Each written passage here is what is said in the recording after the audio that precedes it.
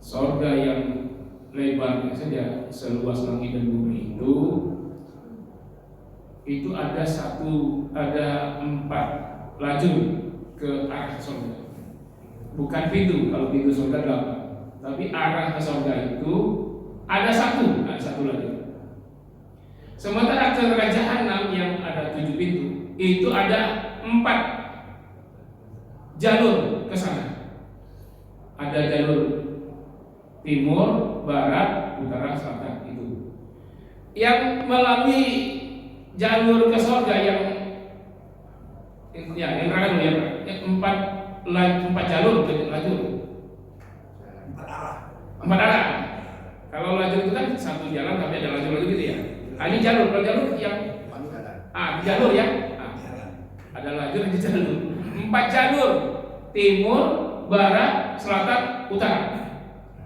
Yang menuju pintu neraka. Itu yang ke neraka itu berdesak-desakan, ngantri panjang.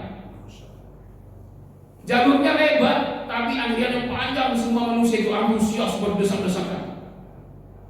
Tapi yang jalur ke surga menuju 7 pintu surga, 8 pintu surga itu lengang. Karena kesana cuma satu per satu. Padahal surganya lebarnya saja seluas langit dan bumi. Nah, inilah kondisi manusia di dunia. Kalau dipanggil ke neraka jahanam, rame semua rame. Malah yang tidak mau ke sana dituduh radikal kah, teroris.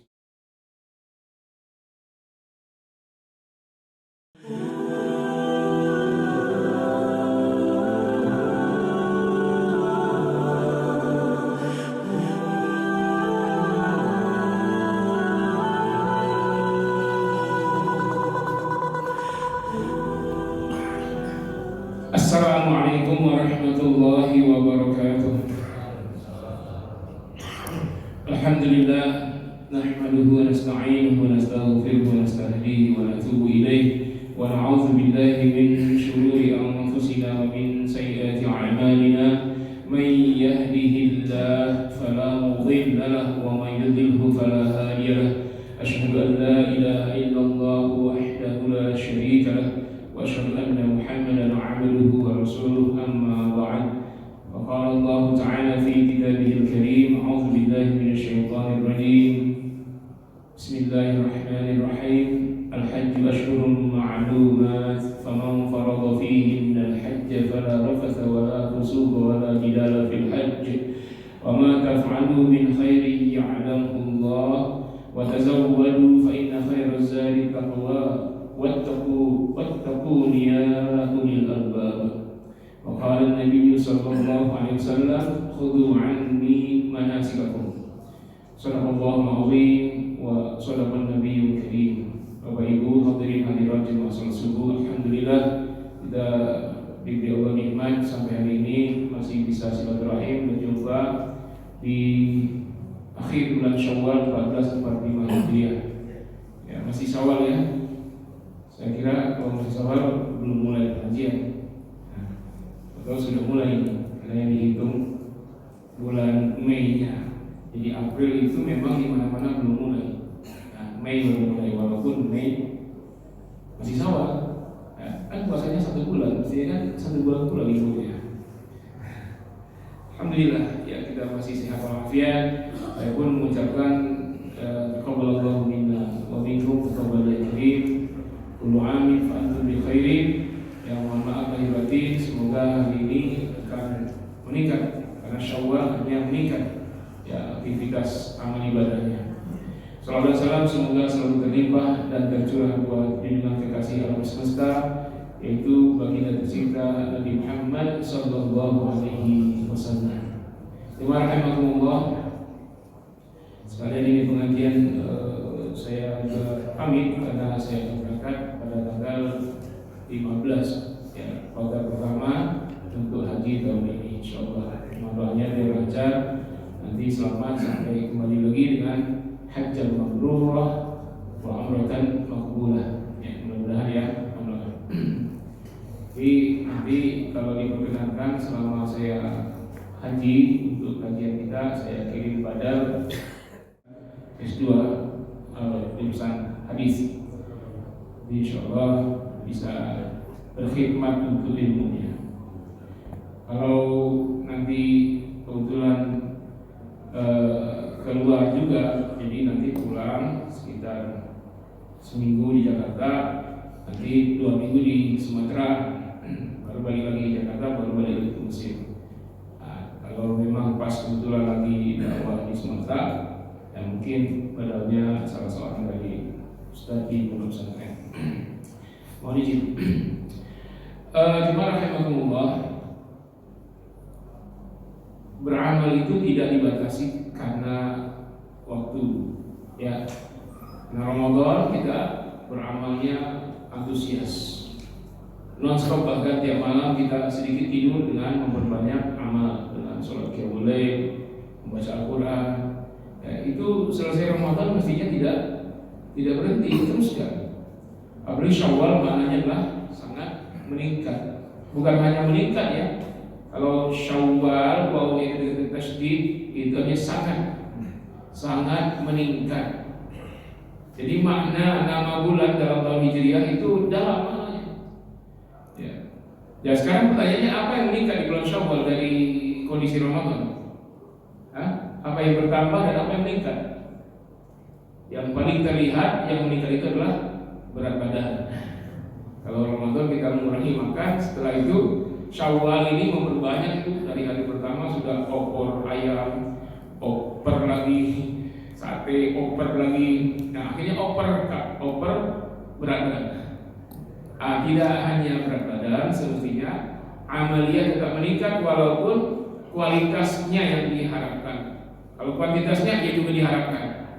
Ya, tetapi kualitasnya yang paling diutamakan, karena selama Ramadan itu juga kita meraih banyak ilmu, dan situlah kita beramal. Nah, Allah Subhanahu wa taala memerintahkan kita dalam perkara kebaikan itu untuk tidak kenal waktu. Justru semakin bertambah waktu, semakin banyak amal solehnya. Fa idza faragta fansab. Kalau kamu selesai mengerjakan satu amal, fansab, segeralah kepada amal berikutnya. Bahkan diserukan dengan perlombaan, fastabiqul khairat, berlomba-lombalah dalam mengerjakan amal kebaikan. Tidak usah karena Ramadan, karena Syawal, karena Zulqa'dah, Zulhijjah. Dalam surah Al-Imran ayat 103 Allah menyebutkan, a'udzubillahi minasyaitonir rajim, wasari'u ila maghfiratin min rabbikum wa jannatin 'arduha as-samawati wal ardh u'iddat lil muttaqin. Bersegeralah kalian. Itu bukan sari'u, tapi kalimatnya panjang, sari'u. Kalau ada wazan itu fa'ala yufa'ilu fa'il, sar'a yusari'u sari', jamaknya sari'u. Itu bukan hanya bersegera, tapi saling mempercepatlah antara kalian, saling berlomba-lombalah mempercepat kalian.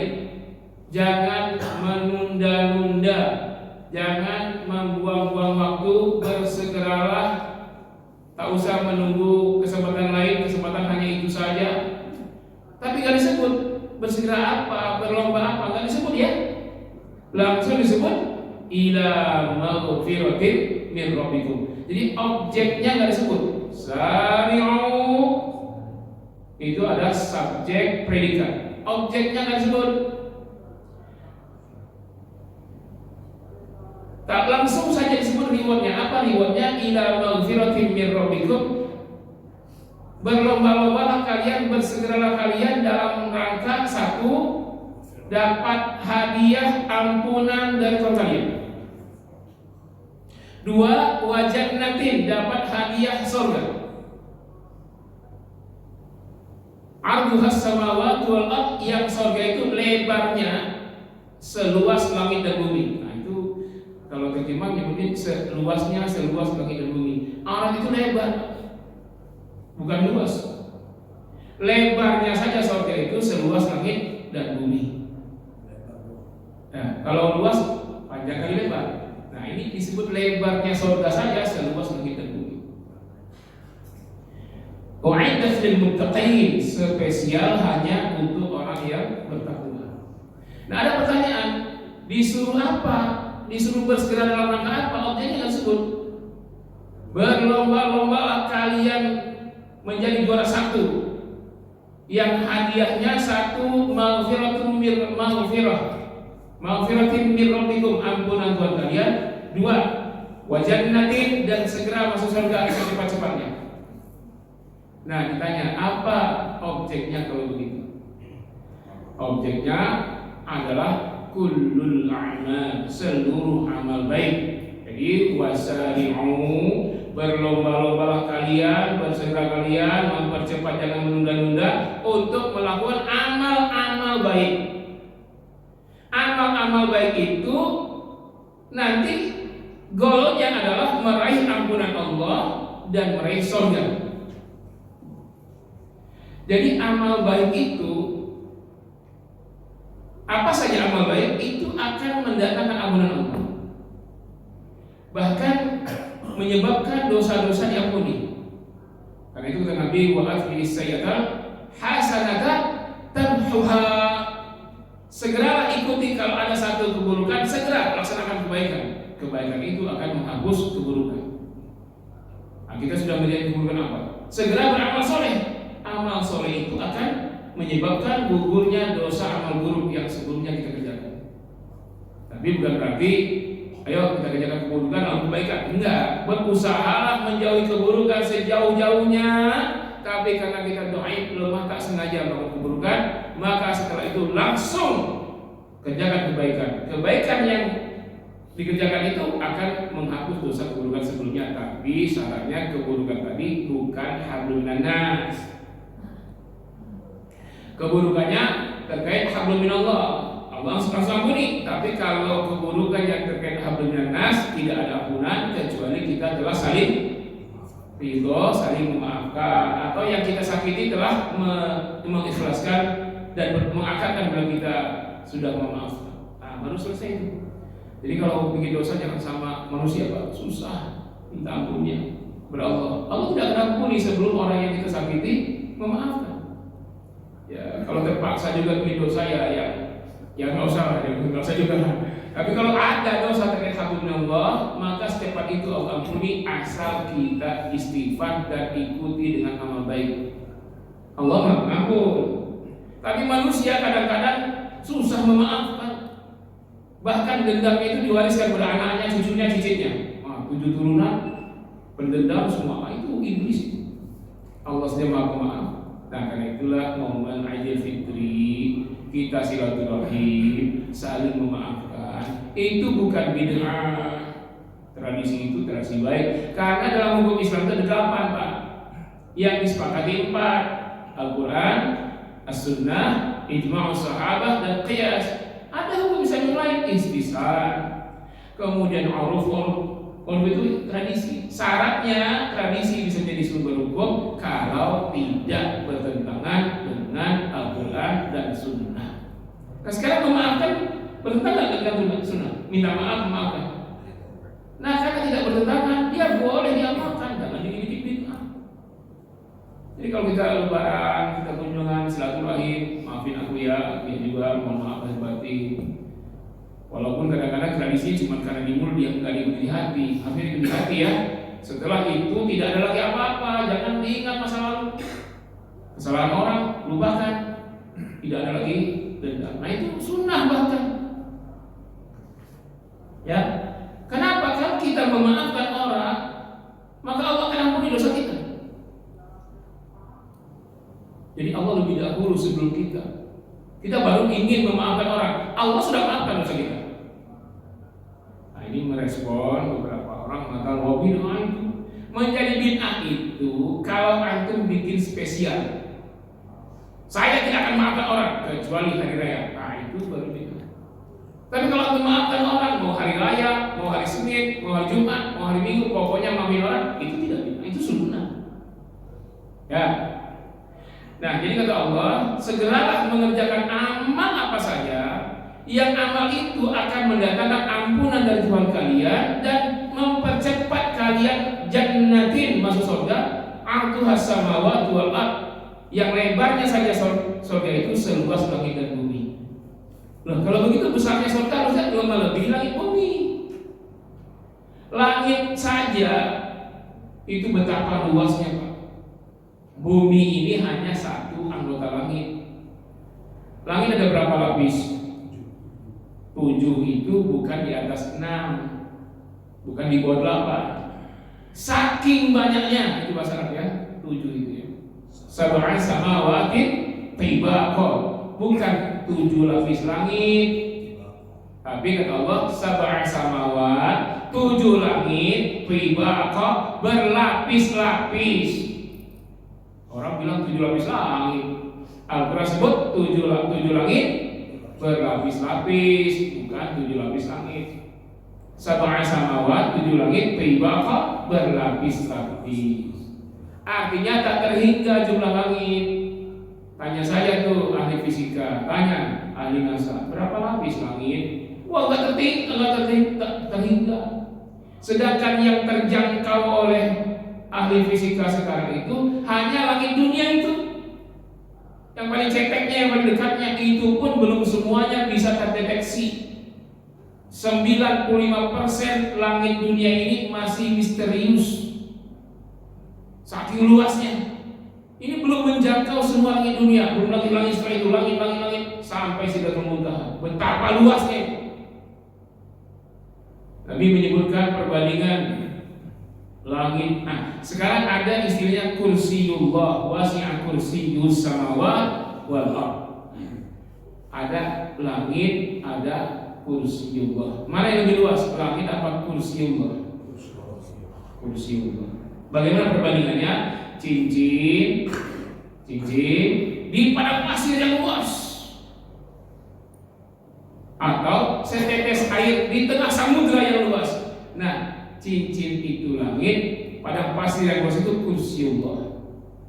Setetes air laut itu langit, sesamudra itu kursiyullah. Betapa luasnya. Masih ada yang lebih luas? Masih. Apa namanya? Arsh.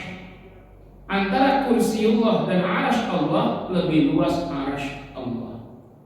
Bagaimana perbandingannya? Cincin dengan padang pasir, setetes air dengan seluas samudra. Yang cincin itu kursiyullah, yang sepadang pasir luas itu arsh Allah. Masih ada yang lebih luas? Jannah, surga Allah lebih luas. Berarti bagaimana sih luasnya? Waduh, nggak bisa dibayangkan. Pokoknya luasnya, baik luasnya wilayah maupun luasnya nikmat Allah, itulah surga. Jadi kalau Bapak Ibu semua kita ini masuk surga semuanya, dari zaman Nabi Adam sampai Adam Smith, Adam Malik lah, Adam Smith enggak lah, Adam Malik, masuk surga semuanya, surga tidak akan kehabisan kapling. Bapak Ibu saja di Villa Dago Pamulang ini kalau sudah penuh kapsen kapling, mau kemana ini udah penuh semua? Iyalah, di dalam itu nggak seluas surga, kecil.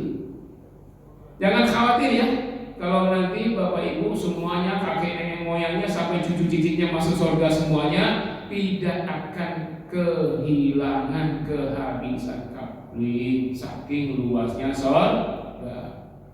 Orang yang dapat surga yang luas itu yang hatinya luas, bukan hati sempit, baperan, dendam, kesumat. Luaskan hati, ada kesalahan orang, lupakan, maafkan. Jangan diingat. Kadang-kadang masalah ibadah orang lagi yang diingat, salah itu, tahiyatnya salah, nggak boleh terjadi. Oh itu, begini, tahiyat awalnya seperti akhir. Jangan, kalau itu ilmu tidak boleh diikuti dengan baper. Ajarin saja. Orang itu enggak sudah. Ya, ilmu ajarin saja, jangan ikut baper, Pak. Gagal pendidikan kalau ngajar pakai baper. Yang belajar pakai baper enggak akan cerdas-cerdas dia, bodoh terus dia. Ya, kan tujuannya ilmu biar kita luas pemikiran, luas lapang dada, ya enggak? Orang berilmu mesti begitu, luas pemikirannya, luas lapang dadanya. Kok belajar ilmu makin sempit? Ini problem, ya. Sampai-sampai Lebaran pun nggak mau dia ke sebelah. Kenapa? Bid'ah. maaf Pak, nggak ada tradisinya di Arab. Perkaranya bukan Arab Pak. Kalau ajaran Islam itu bukan Arab. Walaupun di Arab tidak ada, ya belum tentu bid'ah. Ya sekarang di Arab sudah ada semua Pak. Ada musik, ada bioskop, ada Pak semua. Bahkan kemarin ada kontes Miss Universe kecantikan. Queen, ya Queen, ada Queen. Tahulah kalau Queen yang jelas rambutnya tidak ditutup, bahkan yang dibuka lebih banyak lagi. Ada kuil ya? Kuil? Bangun kuil? Buddha? Iya. Di mana? Itu di Dubai mungkin. Ya, Arabnya Dubai. Yang paling bagian besar di mana? Dubai itu. Yang ada banjir dan ada tornado-nya. Dubai ya? Jadi Allah sudah kasih tahu, berhentilah ya. Orang yang nggak ada kuilnya dibangun, apa ya? Ibrahim belum bukan kuil. Iya, Nabi Ibrahim merontokkannya, dia membangunnya. Ini gara-gara ajaran Islam modern, apa namanya? Kalau di Tuhan itu diwajibkan Pak sampai ke seluruh sisi, ke Sanawiyah, ke Aliyah, ke Ibtidaiyah, moderasi Islam, moderasi agama. Itu yang sekarang program dari yang nggak bisa terus, tapi itu mesti direspon dengan ilmu dan dalil ya. Kalau ikut-ikut saja. Ya kalau sudah dari Kementerian Agama, bagaimana yang Kementerian tidak agama kan? Nah jadi surga itu sangat luas, tapi ada kabar buruknya. Kabar buruknya dalam hadis Imam Bukhari dan Muslim, Rasul menyebutkan surga yang lebarnya saja seluas langit dan bumi itu ada 4 lajur ke arah surga. Bukan pintu, kalau pintu surga 8, tapi arah ke surga itu ada satu lajur. Sementara ke Jahanam yang ada 7 pintu itu ada 4 jalur ke sana. Ada jalur timur, barat, utara, selatan itu. Yang melalui jalur ke surga yang terakhir ya, 4 jalur, lajur. 4 arah. Kalau lajur itu kan satu jalan tapi ada lajur gitu ya. Ini jalur, kalau jalur yang jalur ya. Ada lajur di jalur. 4 jalur, timur, barat, selatan, utara. Yang menuju pintu neraka. Itu yang ke neraka itu berdesak-desakan, ngantri panjang. Jalurnya lebar, tapi antrian yang panjang, semua manusia itu antusias berdesak-desakan. Tapi yang jalur ke surga menuju 7 pintu surga, 8 pintu surga itu lengang. Karena kesana cuma satu per satu. Padahal surganya lebarnya saja seluas langit dan bumi. Nah inilah kondisi manusia di dunia. Kalau dipanggil ke neraka jahanam, rame semua alami. Malah yang tidak mau ke sana dituduh radikal kah, teroris kah, nggak mau minjam di bank ini radikal. Semua orang minjam di bank, ya semua orang riba. Semua orang. Istri saya PNS tahun 2002. Sampai sekarang 2024 itu SK PNS-nya tidak pernah sekolah. Itu dituduh bodoh, tidak memanfaatkan kesempatan. Kan lumayan Pak, bisa minjam sampai 200 juta SK PNS. Itu yang selevel teman-teman yang sama-sama tahun 2000-an itu. Semuanya fotonya di belakangnya rumah mewah, kredit 15 tahun. Dari mana? Dari SKPNS. Jadi nggak pakai modal pinjam itu, cukup secari kertas itu. SK itu. Ada yang di balik belakangnya mobil apa itu? Dari mana dapat? Dari SKPNS-nya sekolah. Dan itu banyak Pak. Kalau bahasa mereka ini tidak memanfaatkan kesempatan, ya bodoh. Masa ada kesempatan pinjam tidak digunakan? Tuh, saya bilang istrinya nggak usah. Dia pun nggak mau. Tapi dibeli oleh teman-teman yang punya mobil, punya rumah dari SK, NSK. Sekarang udah berapa tahun, dari 2002 sampai 2004, 22 tahun itu yang minjam bank untuk beli rumah dan mobil itu sampai sekarang masih nyicil, belum lunas. Nah sekarang istri saya sudah punya rumah, tanpa harus nyicil. Nah, coba bagaimana mau haji Pak? Habis saja nyicil tiap bulan, gaji 7 juta tinggal 750.000 tiap bulan, bisa apa? Ya, hanya saya sarankan kepada siapapun kalau ada rezeki nggak usah lagi paksa. Kalau memaksa itu haji, jangan di rumah, jangan di kendaraan sebelum daftar haji. Daftar haji dulu, nanti berangkatnya 30 tahun lagi. Nah, setelah dari sekarang sampai 30 tahun, baru tuh program beli rumah. Tapi udah daftar haji dulu. Ini sudah tua tapi baru punya rumah, nggak haji, bahaya kata Nabi. Siapa yang mampu kalau dia tidak haji, pilih mati Yahudi, mati Nasrani, atau mati Majusi. Pilih saja itu, mau Yahudi, Nasrani, nggak ada pilihan Muslim kan? Kalau sudah mau haji, kenapa nggak pulang kayak ini aja rumah lunas? Bagaimana mau daftar haji? Ya salah sendiri, bukannya haji dulu yang didaftar, cari uang beli rumah dulu, akhirnya sampai mati nggak jadi. Haji itu rukun itu diutamakan, sebagaimana sholat diutamakan. Rukun sholat. Nah begitu panggilan pengajaran itu sampai coba sekarang ajakan ta'lim pengajian subuh. Wah, ya alhamdulillah ini rame ya. Ada berapa pintu? 1, 2 ini rame Pak kalau hitungan antum ini karena tempat lain enggak sedikit. Ya sedikit ya. Tapi kalau panggilan ini nanti panggilan di lapangan luas, makan, ada artis dangdut ibu kota, nggak usah dipanggil ya, nggak usah diumumin, tapi ada asman kedua, ngebor, ratu ngebor, dangdutan, nggak usah dipanggil. Itu malah lapangan nggak ada pintunya, semua arah itu jadi pintu masuk jalurnya itu. Wah, berdesakan dari sini, apalagi gratis. Artis ibu kota, bayarnya penuh. Dulu kan ada namanya apa? Yang konser penyanyi LGBT itu, pendukung LGBT. Coldplay. Itu berapa bulan sebelumnya habis dalam waktu hitungan detik, menit ya. Menit habis, harga tiket sampai juta-jutaan habis Pak. Mahal aja habis. Pendukung LGBT lagi. Jelas-jelas kalau tidak bertobat LGBT itu santapan kerajaan. Coba yang kesana berdesak-desak antri yang tidak dapat tiket itu nangis luar biasa, sedihnya luar biasa kayak dunia kiamat. Pakai jilbab. Ya pakai kerudung lagi.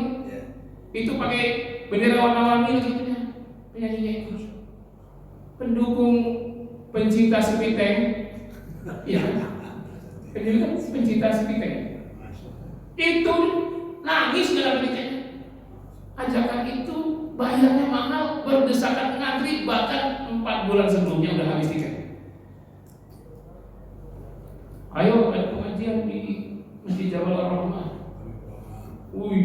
Penuh berdesakan ya. Nah, apa sayangnya di dalam hadis Nabi itu antrian dari 4 jalur itu ke pintu neraka cemplung, masuk neraka jahanam cemplung, itu waktunya lama sekali. Setelah antrian terakhirnya itu di surat Qaf Allah sebutkan ketika masuk antrian terakhir neraka jahanam, Allah pun bertanya kepada neraka jahanam, Halim tarakti, wahai neraka jahanam, apakah isi perutmu sudah penuh? Neraka tidak menjawab, malah balik bertanya. Wa qalat fahal min mazid. Neraka berjawab, ya Allah, masih ada nggak tambahan lagi? Masya Allah. Jadi komposisi yang masuk surga dan neraka, banyakkan penghuni neraka atau surga? Itu Makanya dulu ada ulama kita ngajarin doa Allahumma ij'alni minal qalil. Ya Allah, jadikan saya golongan sedikit. Maksudnya sedikit masuk surga. Karena komposisi yang masuk ke jahanam dengan surga Firdaus itu lebih banyak jahanam. Ya Allah, jadikan kami golongan sedikit yang masuk surga Firdaus. Nah, surga padahal luasnya luar biasa surga tadi ya. U'iddat lil muttaqin, surga hanya untuk orang yang bertakwa.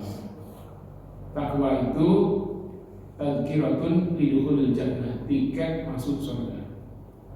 Nah, ayat 133 Ali Imran ini dijelaskan oleh ayat 134. Namanya tafsir ayat bil ayat. Ayat 134 itu menafsirkan ayat 133. Pertama yang tafsir apa? Yang pertama, wasari'u, segeralah kalian mengerjakan apa? Amal-amal yang amal-amal itu menjadikan kalian dapat ampunan Allah segera, masuk surga duluan, dan itulah takwa. Apa amalnya? Disebutkan yang pertama, alladzina yunfiquna fis sarra'i wad dharra, yang amal mendatangkan ampunan Allah, menyebabkan masuk surga duluan karena dia sudah menjadi takwa itu. Yang pertama, orang yang selalu berinfak dengan catatan fis sarra wad dharra, baik rezekinya lapang maupun dia bangkrut total, tetap sedekah berinfak. Orang kalau berinfak lagi banyak rezeki wajar, normal. Makanya di hadis itu belum dapat apa-apa, belum buka toko, belum menghidupkan mesin bisnis, disuruh sedekah subuh. Ya enggak? Itu artinya belum ada penghasilan apa-apa sudah sedekah. Di Al-Quran bahkan belum apa-apa, bahkan bangkrut tetap infak. Ini luar biasa ini. Kalau orang berinfak karena banyak rezekinya wajar, normal, kebutuhannya tercukupi. Lah ini lagi tidak mampu, dia tetap berinfak. Bisa nggak? Bahkan seruannya dalam Al-Quran ayat surah Al-Baqarah ayat 274 ini sebelum ayat riba setelahnya 274 itu disebutkan infak. Jadi lawannya riba sedekah. Nah, sebelum ayat riba, ayat sedekah. Kapan kita berinfak? Sekali setahun, itu zakat wajib. Sekali sebulan, itu mungkin pas kami Ka'bah. Sekali sejumat, yaitu sedekah Jumat. Tiap hari. Tuh, gaya di Al-Quran itu siap maaf, udah terjawab. Kata Allah apa? Alladzina yunfiquna amwalahum bil laili wan nahari sirran wa alaniyah falahum ajruhum 'inda rabbihim wa la khaufun 'alaihim wa lahum yahzanun. Yaitu mereka orang-orang yang senantiasa berinfak dengan kalimat tunggal atau jamak harta itu. Jamak, karena bukan mal tapi amwal, artinya harta yang banyak. Berinfak yang banyak bil laili wan nahar, setiap malam, setiap siang. Kalau di hadis disebut sedekah subuh, malah ini lebih dahsyat lagi. Sedekah malam, infak malam saat kita tahajud itu sudah dari ngamalin sedekah saat tahajud. Quran nyebut lail. Lail itu ada awal malam, tengah malam, akhir malam. Akhir malam itu waktu tahajud. Emang saat itu sudah dapat penghasilan? Emang toko sudah buka? Emang kita udah jualan? Belum apa-apa. Tapi disuruh berinfak, bukan dengan satu harta, dengan banyak harta. Bil laili tiap malam, wan nahari tiap siang. Sirran wa alaniyah, dengan sembunyi-sembunyi maupun terang-terangan. Falahum ajrun 'inda rabbihim, mereka mendapat balasan senantiasa dari Tuhan mereka. Wala khaufun 'alaihim, tidak ada kekhawatiran, tidak ada ketakutan pada mereka. Wala hum yahzanun, tidak akan pernah sedih baik di dunia maupun di akhirat. Sedekah malam. Kemarin kan lagi filmnya sedekah subuh ya. Ini infak malam. Kalau dulu kita berpikir gimana ya Pak Belakang, sekarang gampang, pencet-pencet, oh ini yatim, ini ngecas dah. Nggak tahu berapa, pokoknya infak malam.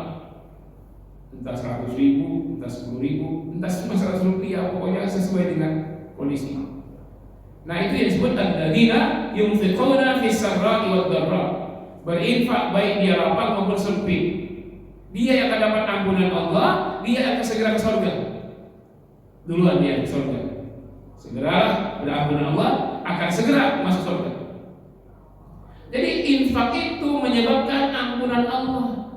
Mungkin kita berdosa di sini, dosa di sana, dan dengan infak itu terhapuskan dosa-dosa dan menjadi capesu,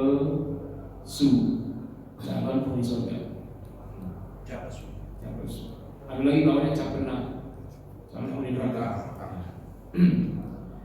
Madesu. Kalau yang ini madece masa depan cerah. Mau madesu apa madece? Madece masa depan cerah. Kalau mau madece yaitu lagi tahajud, salatullah 4 rakaat pertama, salam, sedekah, transfer.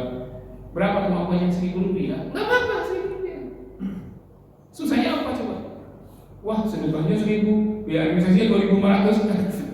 Cari yang sama, yang banknya syariah. Sedekah ke panti yatim, kirimkan sedekah ke bank ABC. Jangan ke situ, Pak. Masa pesantren yatim, banknya konvensional. Masjid ini banknya konvensional, masjid itu banknya konvensional. Itu asli ralat itu. Bank syariah, terus masjid, panti, asrama yatim, kok banknya bank konvensional? Itu nggak logis ya, sangat tidak logis ya bank syariah. Wah, tetap keluar Ustaz ininya, administrasinya. Ya antum banknya bank konvensional, supaya tidak ada admin ya samain itu banknya sama-sama syariah. Kan nggak ada biaya apa namanya administrasi. Masa kita mau sedekah 1.000, biaya adminnya 2.500, bahkan ada yang 6.500 ya. Sedekahnya 1.000, adminnya 6.000, kan nggak logis. Nah supaya tidak ada adminnya, ya samain banknya, sama-sama bank syariah. Ibu-ibu marah ke saya, Ustaz, saya biar mudah transfer, Ustaz bukalah rekening. Disebut karena dia sebut rekening abang mandiri. Saya bilang, Bu, sejak awal buka bodoh ini tidak pernah bank konvensional, bank syariah, akad wadiah. Kalau gampang, supaya gampang transfer, ibu ganti bank ke bank syariah, jangan saya yang ganti ke bank konvensional. Wah, Ustaz macam apa ini? Wah, ibu macam apa ini? Untung gak pernah ketemu. Untung gak pernah ketemu ya. Udah, saya bukan cari duit. Gagal total kalau jemaahnya nyumbang banyak ke pondok tapi tidak syar'i. Gagal total. Dakwah itu bukan untuk duit, supaya umat mengamalkan syariat. Tuh, emang 1.000 rupiah nggak ada biaya admin. Emang berat? Parkir aja 2.000, mobil 5.000. Masa uang parkir biasa kita berikan kita tidak berat, kenapa infak berat? Tapi kalau rutin, kalau 1.000 jadi banyak, sebulan jadi 30.000 kan? Rutin aja terus. Nanti kalau kita merasakan Allah balas langsung itu. Nanti 1.000 jadi balas dengan tak terhingga. Nanti kita akan hobi melebihi itu. Nanti 100.000, 1 juta setiap malam, setiap siang. Bisa nggak kita berinfak lagi pailit? Bisa. Susah. Kalau lagi banyak rezeki, infak gampang aja. Tapi lagi susah, lagi banyak kebutuhan, banyak ini, tahu-tahu ada yang lebih butuh. Nah, itu orang yang takwa, dia tidak peduli apakah dia sedang susah atau lapang, dia akan tetap berinfak karena itu hobi. Orang kalau hobi apapun dilakukan. Yang hobi mancing, Pak, sekalipun banyak nyamuk di pinggir sungai, sekalipun sungai itu di kuburan, kalau banyak ikan sana, dia ke sana walaupun sendirian. Yang mancing dia, hobi mancing, malam-malam, rintik hujan jam 2 malam, dia masih mancing. Banyak ikannya, rintik dia tahan, saking hobinya. Nyamuk sini nggak peduli, mungkin ada ular kobra di sini nggak peduli dia. Dan itu sungai di pinggir kuburan lagi pasti dia dimancing, saking hobinya. Nanti ada yang teriak, Bang, sudah dapat Bang. Dia pasti juga berani di situ. Kalau sudah hobi kan begitu. Nah tadi itu hobi jelek aja begitu. Bagaimana coba hobi baik? Infak. Bisa bagi infak lagi makruh. Kalau nggak bisa belum bisa takwa. Ini takwa yang dapat surga dan ampun Allah itu syaratnya itu. Yang kedua wal kaziminal ghaidha. Nah ini lakukanlah amal yang amal itu mendatangkan ampunan Allah, mempercepat masuk surga. Wal kaziminal ghaidha, menahan amarah. Bukan sekali menahan, karena kazim itu isim fa'il. Fungsinya isim fa'il bentuk kalimat. Isim fa'il itu fungsinya lidawami wasubur, terus menerus istiqomah seperti itu. Makanya bukan disebut dengan kazuma dengan fi'il, tapi dengan isim fa'il. Kazim, namanya kazimina, orang-orang yang sanggup menahan al-ghaidh, amarah. Tapi bukan menahan juga. Orang yang mani' menahan amarah. Tapi kalau kalimat mani itu begini contoh. Ada air kita tampung penuh, tahan. Kalau masih ada merembes dari celah-celah jari, ini namanya mani'ul ma', menahan air. Tapi kalau ditahan nih air sudah penuh di saukan ini, tapi setetes pun tidak ada yang merembes, saking kuatnya dia menahan. Makanya itu namanya kazimul ma', menahan air. Nah ketika kaziminal ghaidha, menahan amarah, maksudnya gitu, sudah penuh tapi ditahan, nggak ada yang merembes. Maksudnya relung-relung hatinya ini, rongga-rongga hatinya ini dipenuhi dengan amarah, dendamnya masih kesumat, keinginan membalasnya masih luar biasa, dan kesempatan membalas terbuka lebar. Tapi dalam kondisi begitu disuruh menahan amarah. Bisa tidak? Lagi banyak masalah, tagihan sana sini, anak pun rewel, tahu-tahu ada yang bikin masalah, nyakitin hati, memfitnah kita, merusak nama baik kita. Kita pun jadi bulan-bulanan. Lalu kondisi terbalik, saat yang sama kita bisa membalaskan dendam itu, marah kita itu, karena kita sudah disakiti begitu rupa. Tapi saat dendam kesumat itu ingin dilampiaskan, perintahnya tahan. Bisa tidak? Kalau nahan amarah kondisi normal, kalau ada yang nyakitin, cuek aja lah. Ngapain melayani orang pendidikannya SD doang, kita sampai lah, ngapain lain? Tapi kondisi lagi normal, mungkin kita bisa ya. Tapi terbalik, kita lagi terpuruk, lagi tidak bisa apa-apa, marah luar biasa, kesempatan balas ada, disuruh tahan. Bisa tak? Bisa tak? Kalau nggak bisa jadi takwa, nggak bisa dapat ampunan dan surga. Wah itu teori saja Ustaz, prakteknya nggak ada. Banyak Nabi lewat di ludahin Yahudi, push kena muka Rasul. Kalau antum itu jalan sekarang, tahu-tahu ada rumah 2 lantai, dan ke atas ada yang udah push kena wajah antum, dan ketahuan ia ngeludahin orang kafir lagi. Kira-kira gimana Pak? Tahan amarah? Wow, luar biasa ini. Pulang ke rumah, cari golok yang baru diasah kemarin. Golok aja tetap, ayo, pulang aja ke kafir. Nulain saya ke kafir. Nah, sekampung royokin. Nabi enggak, sampai 2 kali, sampai 3 kali, memang Nabi pulang. Tapi bukan cari golok, tanya sama istrinya, ya Humairah, ada apa wahai baginda Rasul? Nah, Rasul memanggil istrinya Humairah. Apa dia Humairah? Itu secara kalimat, maknanya oh my sweetheart. Ya, bidadari. Kayak bapak-bapak manggil istri kan gitu ya Pak ya. Apa manggil istri? Iya Bu. Kenapa? Ada roti, ada untuk bekal makan siang. Tolong bawa sini, saya mau lihat orang sakit. Ya ampun. Jadi yang ngeludahin itu sakit Pak. Karena sudah 3 kali Nabi tanya, itu mana orang yang ngeludahin? Kata tangannya sakit. Memang kualat lah masa Rasul diludahin. demam panas.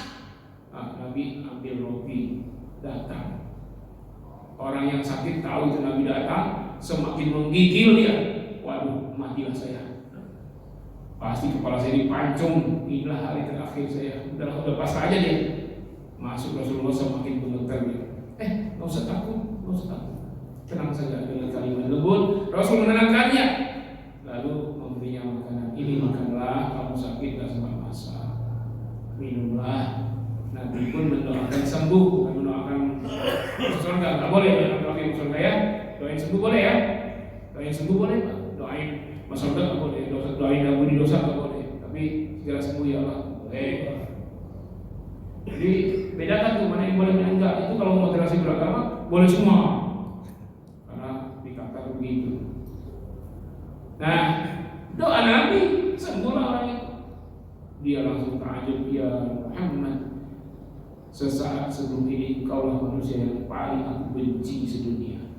Tapi sekarang engkaulah orang yang paling aku cintai. Berubah Rasulullah. Apapun ku beri nyawa sekalipun. Persaksikanlah asyhadu an la ilaha illallah wa asyhadu annaka ya Muhammad Rasulullah. Nabi Muhammad diakui sebagai Rasulullah dan dia Rasul. Karena Nabi mampu menahan amarah, bahkan berbuat baik dengan orang yang nyakitin. Ya, bisa mengikuti Rasulullah. Enggak, kalau kita nggak ada contoh lain, ya Rasul itu contoh kita. Itu satu kejadian dan banyak sekali kalau mau diceritakan semua bagaimana akhlak Rasul menahan amarah dan memaafkan. Ada memang sekali Nabi sesumbar marah. Ketika pamannya Hamzah bin Abdul Muthalib, kalau perang orang mati sudah mati ya. Ini tidak. Setelah ditombak tembus jantung Rasulullah itu paman Nabi Hamzah itu. Kan mati sudah lah kan. Ini tidak di orang kafir. Setelah ditombak itu dikoyak-koyak perut pamannya itu. Diaur-aur isi perutnya, diambil jantungnya, dikunyah-kunyah orang kafir. Bukan main Rasul marah luar biasa. Paman yang paling dicintai. Bayangkan itu. Maka Rasul berujar, ya Allah, luar biasa kekejaman, kekejian orang kafir. Kan sudah mati sudah ini. Begitu dahsyat kesadisan mereka.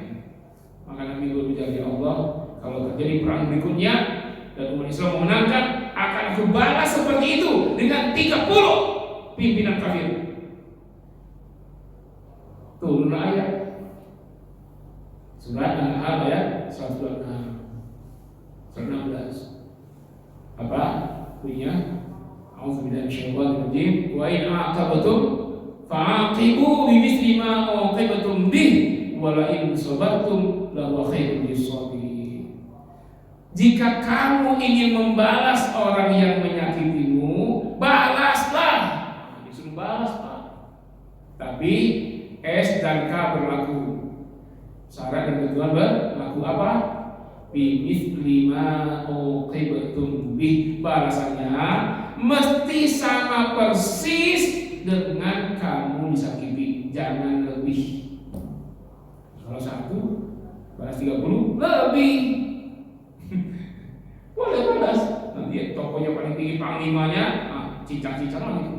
Tapi kalau lebih tidak boleh.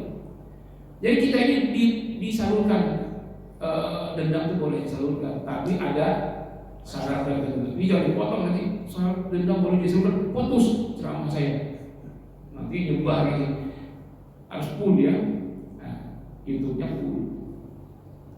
Dengan syarat sama persis. Jadi antum misalnya dipukul orang, keluar pintu dipukul, boleh balas?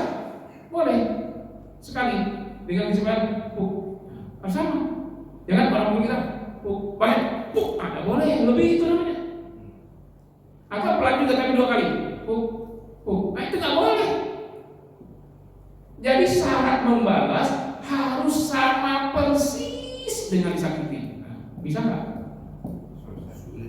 Kalau mau tes, coba sekarang ke pasar, cari preman yang paling banyak tatonya, ya kan?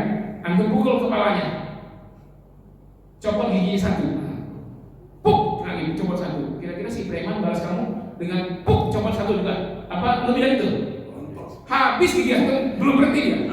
Sampai jatuh diinjak-injak sama dia. Innalillah. Mana ada orang membalas itu sama persis, mana ada. Pasti lebih kalau membalas itu. Tapi Al-Quran tahu bahwa tidak mungkin ada orang yang membalas sama persis, pasti lebih. Sebenarnya Al-Quran tidak menyuruh membalaskan dendam. Al-Quran menyuruh maafin. Tapi dibahasakan begitu karena manusia memang suka dendam. Ayat ini belum selesai. Kata Allah, fa'aqibu bimithli ma uqibtum bih. Silakan balas dengan kadar sama persis kamu disakiti, jangan lebih.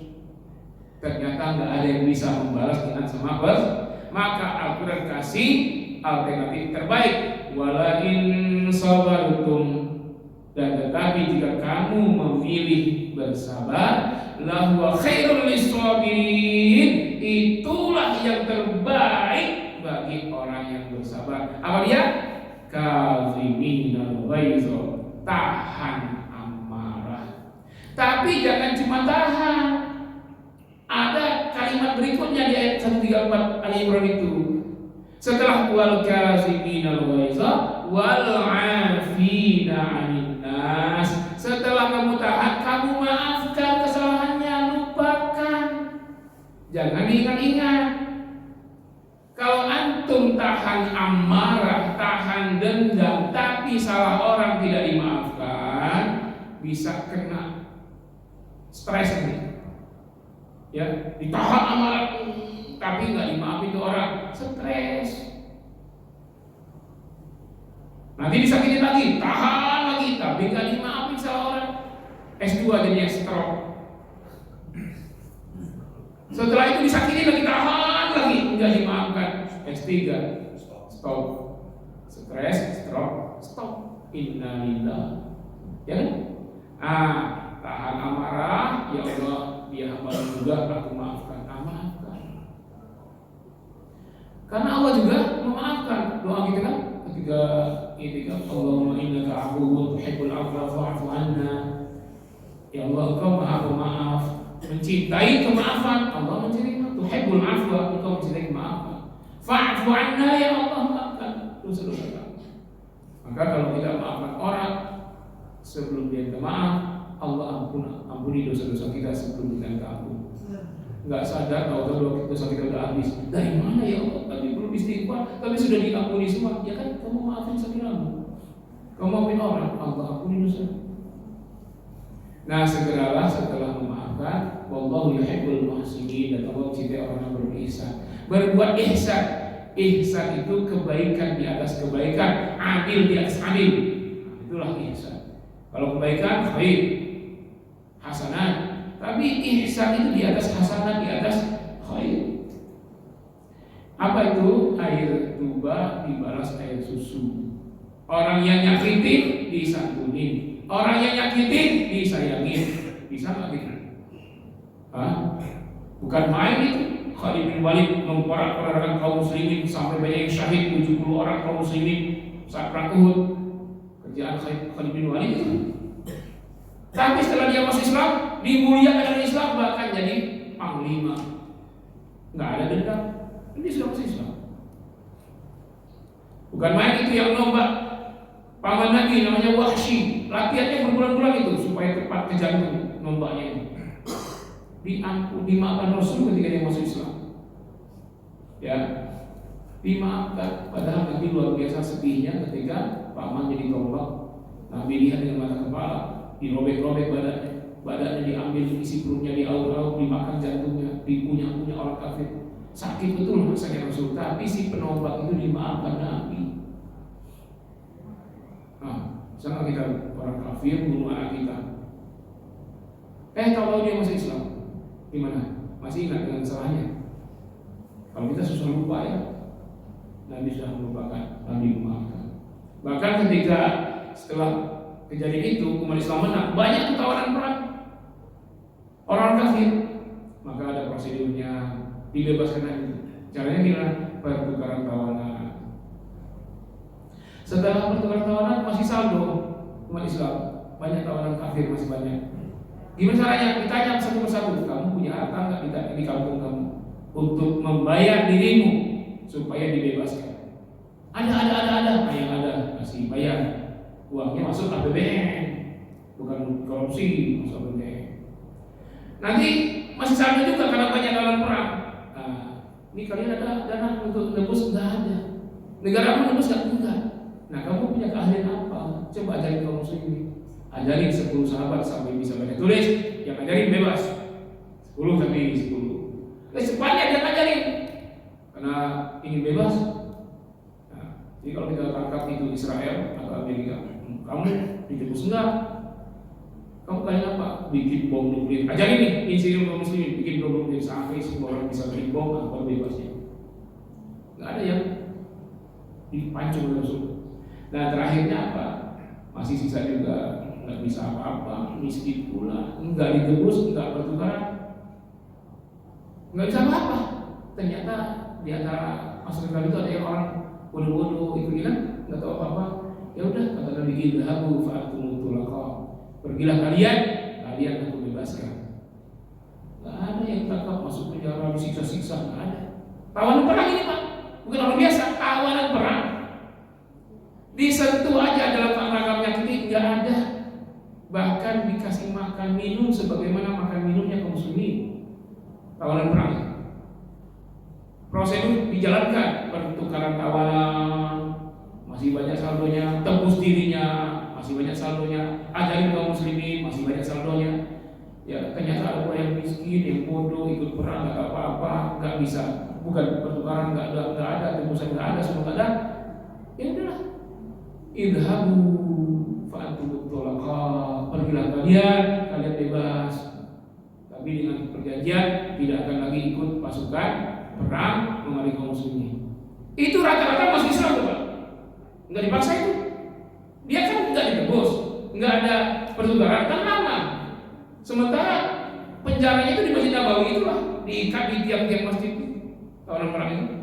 Jadi tiap hari dia lihat Nabi dan sahabat sholat.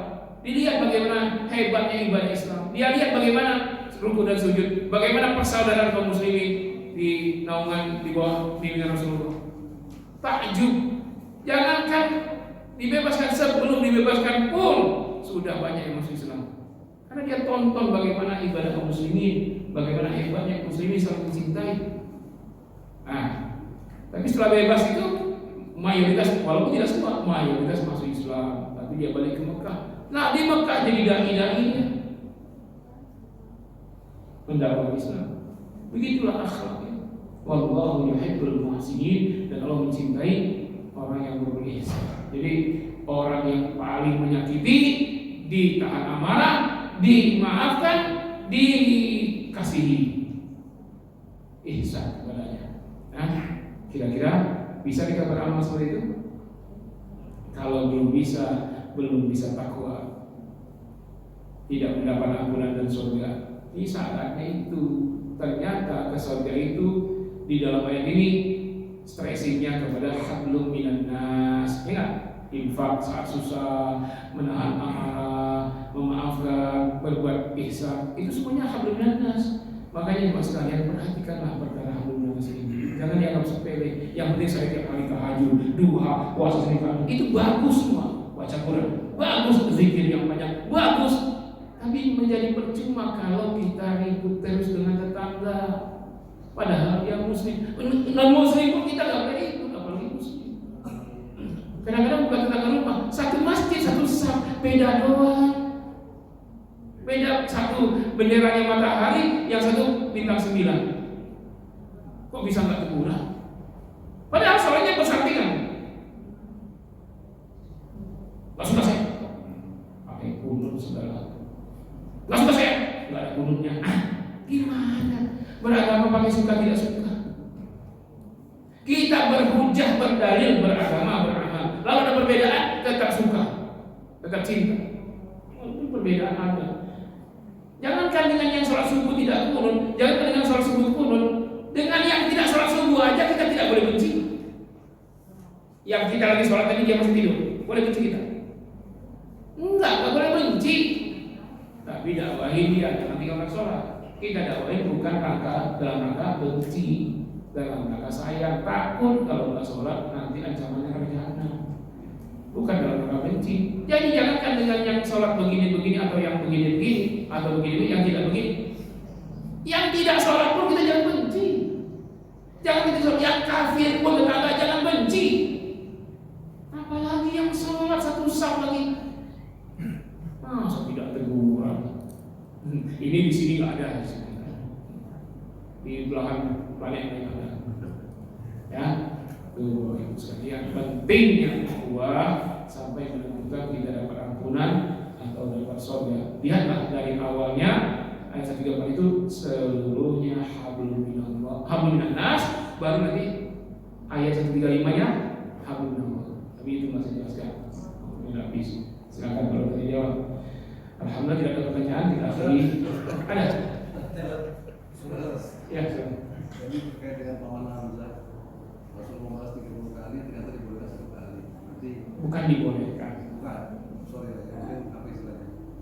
Cukup sekali baru 1 kali. Berarti Allah mengajar kita supaya berbuat adil. Adil kan orang kayak gitu. Nah, bagaimana orang-orang yang berlaku tidak adil? Saat ini banyak ada orang-orang yang berlaku tidak adil. Contohnya pengadilan MK gitu.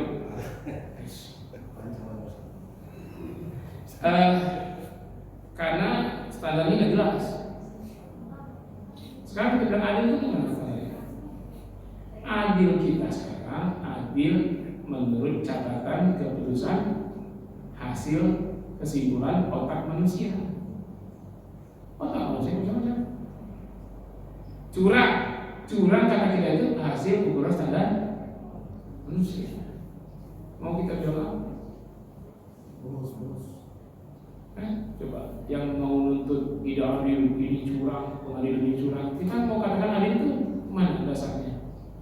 Kalau adil itu yang sesungguhnya adil itu adil menurut Allah dan Rasul. Karena kita tidak adil dalam hablum minallahnya, nggak adil kita kepada Allah. Allah suruh kita amalkan syariatnya. Kita tidak amalkan, lalu kita dicurangi, lalu kalah. Kita bilang, ya Allah, takdirmu ini berat sekali. Kok setiap 5 tahun kami selalu dicurangi, tidak adil. Kita duluan yang tidak adil kepada Allah. Dalam tanda kutip ya. Kenapa? Allah punya sistem, tidak mau kita jalankan. Lalu kita pakai sistem selain Allah. Lalu kita kalah. Kita bilang, ya Allah, ini takdirmu, aku terima dengan ikhlas. Lah, balik-balik kita serahkan Allah, takdir Allah. Ya Allah, ini takdirmu. Sudah upaya maksimal, segala tenaga, segala pikiran, segala harta, sudah habis-habisan, kalah juga. Ya Allah, ini takdirmu berat sekali. Kok tak kesalahin Allah? Kata Allah, wajib kisos, wajib rajam penzina yang sudah nikah, wajib cambuk sekali yang belum nikah, potong tangan pencuri. Lalu ketika kampanye ada nggak yang bilang begitu? Kalau saya terpilih, saya terapkan hukum Allah, yang membunuh akan dikisos.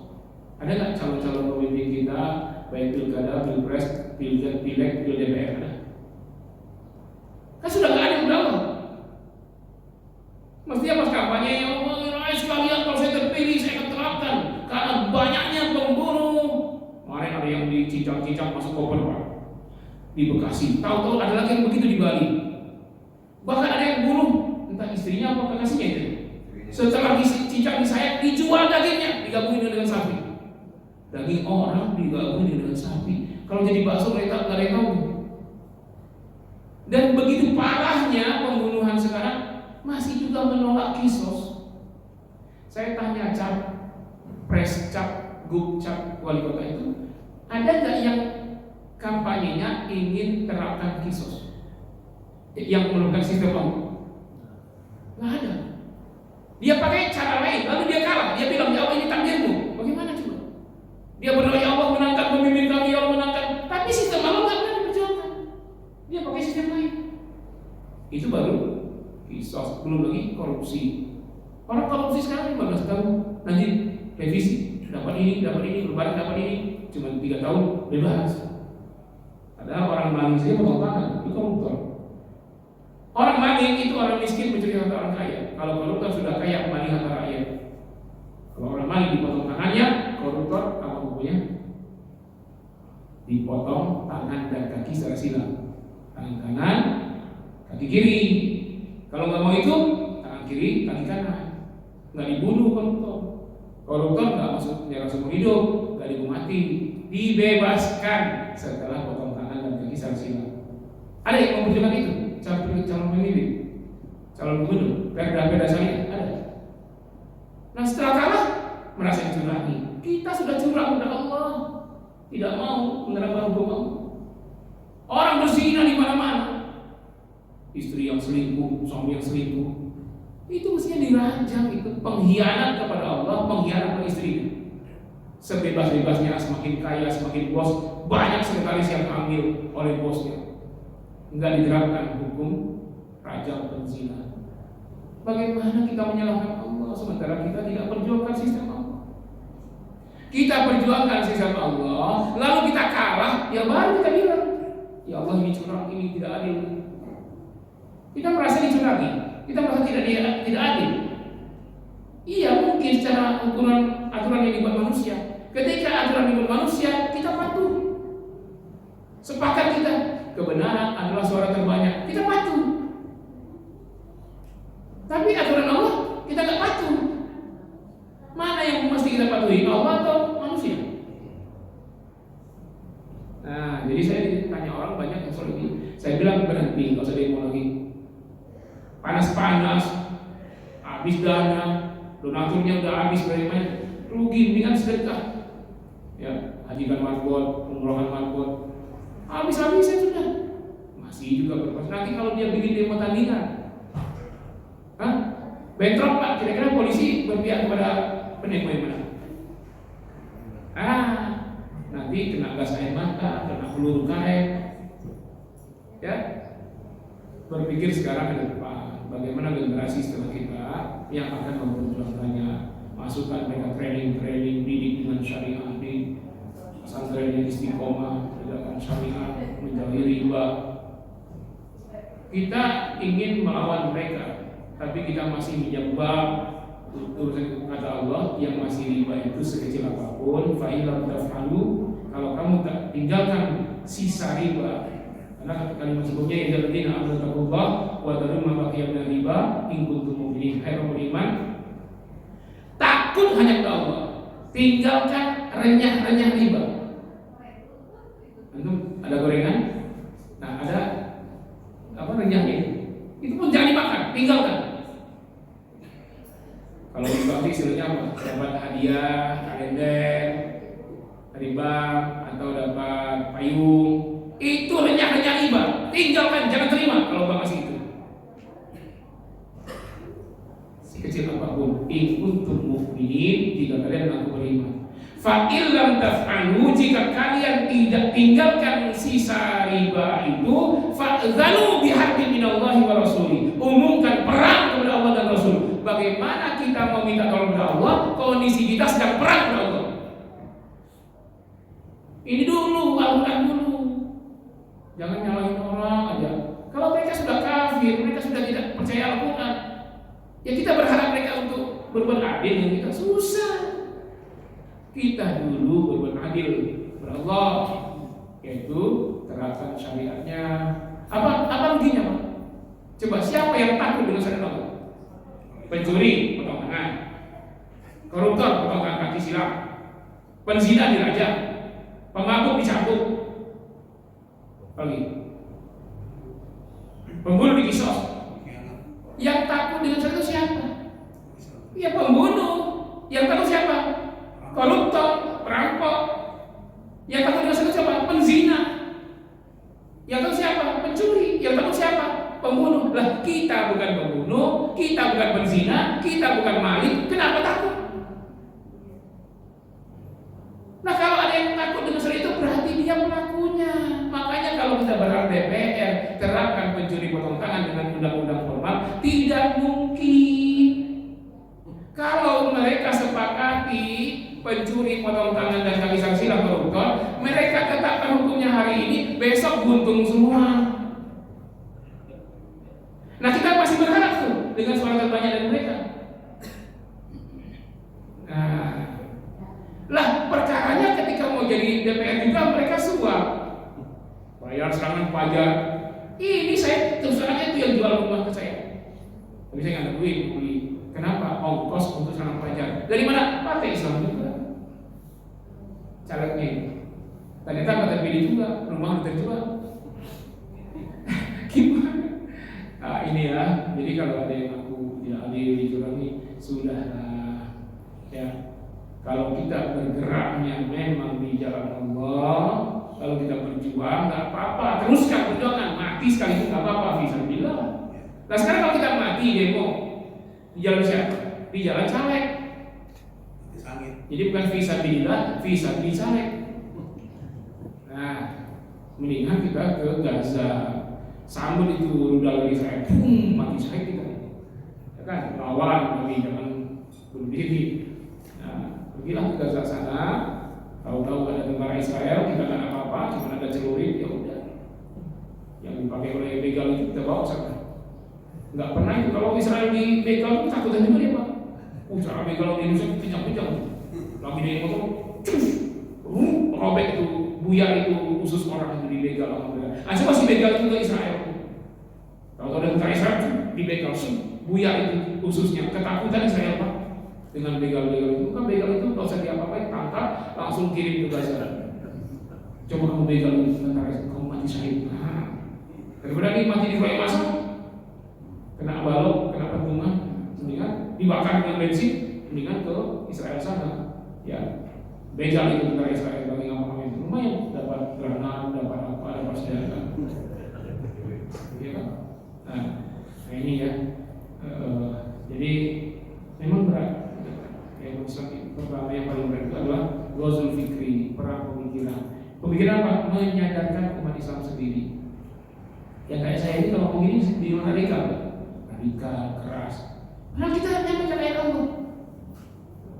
Jadi yang belum bangun itu ya Bapak Ibu, mari kita zikir rame-rame, subhanallah, alhamdulillah. Itu bagus, itu bagus. Tapi kesini, yang penting kesini sekarang ini.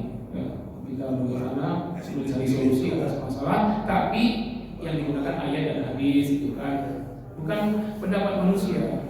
Kalau pendapat manusia ada 10 orang yang minta pendapat, ada 20 pendapatnya. Orangnya 10, pendapatnya 20, karena satu orang punya 2 pendapat. Itu baru plan A, plan B. Kalau ada plan C, 10 orang ada 30 pendapat. Walaupun kepala sama-sama hitam, tapi beda-beda isinya di sini beda-beda. Kalau mau kebenaran versi otak manusia. Nah, supaya sepakat tidak sampai 30 kebenaran, hanya satu, kebenaran Allah dan Rasul saja. Kalahkan otak kita. Kalahkan kemudian kita mengatakan pasti benar. Apa yang Allah tentukan dan Rasulnya pasti baik, pasti benar.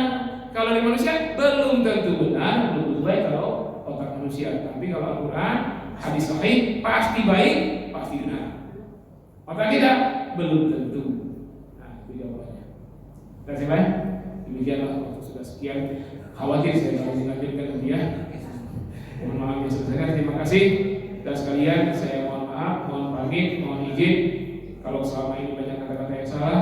Kalau ada janji yang tidak terpenuhi, tutuplah sekarang supaya saya tidak ada perubahan hablum minan nas. Kalau ada hutang, tolong luluskan. Kalau ada hutang tagih, ya kalau tidak menagih berarti antum ikhtiar untuk meluluskan supaya perkara hablum minan nas selesai. Nanti di sana fokus hanya hablum minan nas. Ya nanti kalau saya di sana, kalau usah kasih kabar saya soal pilkada nanti di sana ya. Nah, jadi apa mungkin ada yang tak doa saya doain, tapi doainnya secara umum. Saya nggak janji individu. Gawat saya nanti saya kasih satu kitab izin nama orang aja minta doain. Nah, saya ya Allah, bila kabulkanlah doa jemaah Masjid Jabal Rahmah. Itu aja secara umum, nggak setiap individu saya sebut namanya. Nanti saya nggak amanah kalau begitu. Tapi yang terpenting mohon doanya supaya saya ikhlas. Ini perkara hari ini, perkara paling beratnya memang ibadah fisik berat, tapi yang paling berat itu menjaga keikhlasan dalam beribadah. Terima kasih dan mohon maaf. Kalau teman aku subhanallah wa bihamdika asyhadu an la ilaha illa anta Astaghfirullah wa atubu ilaik. Wassalamualaikum warahmatullahi wabarakatuh.